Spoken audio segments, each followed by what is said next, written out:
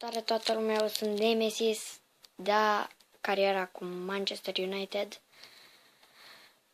Am început-o, nu mi-a sugerat niciun jucător bun sau nici măcar mi-ați trimis un comentariu, dar o să îmi iau eu jucătorii și azi o să vorbim mai mult despre transferuri, că vreau să vând niște jucători și să-mi fac echipa mea cum îmi place mie. Așa, bun. Negocieri, release, De Gea câți ani ai? 23 de ani, De Gea rămâi, Jones rămâi, Rojo rămâi, Valencia 29 de ani, nu rămâne.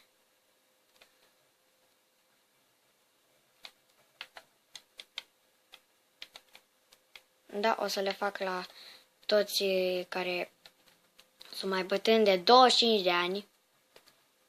Așa, o să le dau asta și... Bine, Runi îl păstrăm, că el e zeu. Așa, la toți cu mai mult de 25 de ani din Maria Papa. O să le facem așa și lui Falcao și lui Van Persie și lui... Așa, și în fine, bine, ne mai vedem când termin tot de făcut asta, bine, pa! Da, prima zi a sezonului și meci, pe antrenament, Roma. Da, pe asta, la meciul ăsta, o să dau skip. Uite, avem ceva interesant la negocieri, să știți că vreau să-l iau pe Kovacic. Că e bun jucătorul ăsta și are 20 de ani. Deci Bellerin. Lăsați-mă să termin contract, chestii și tăți alea. Și după aia vă și arăt pe cine am luat. Da, și avem un meci cu Arsenal în ligă. O să tai acum și o să vedeți când începe meciul și doar fazele de gol. Bă băieți, eu v-am zis că Bellerin o să fie bestie la echipă. Ia uitați ce face nebunul. Ia uitați, trece prin toată defensiva lui Arsenal, dă o centrare de aia de nebun și după aia Di Maria cu capul înscrie finețe. Ia uitați, Bellerin cu dreapta și ele stângaci, cred doar. Da, și cam ăsta a fost golul. Și așa deschidem scorul. Da, ne mai vedem la alt gol. Bă băieți și fete. Da, Oxlade-Chamberlain e o nebunie combinată între viteză, shooting și nebunie.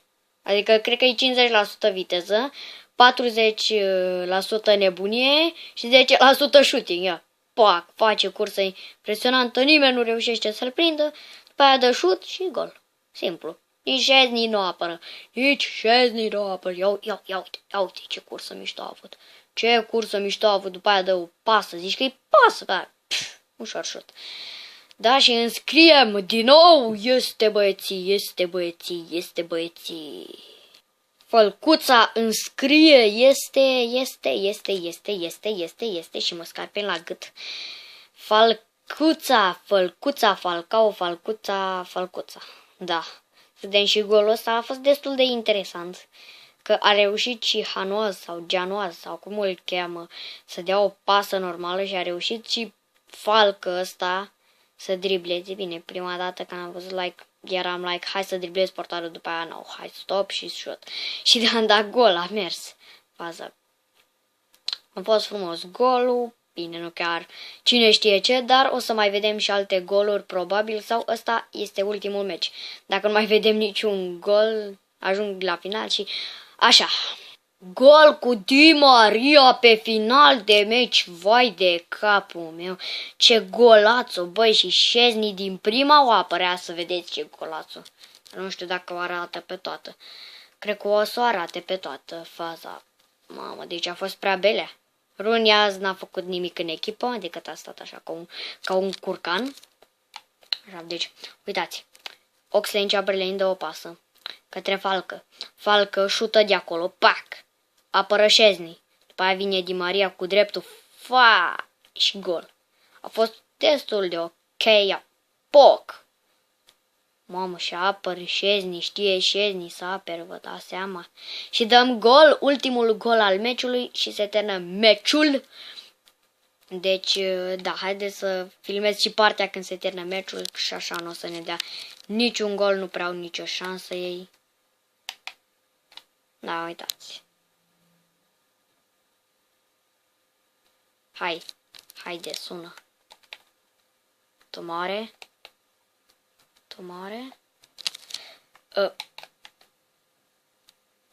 Da, v-am zis că n-au nicio șansă.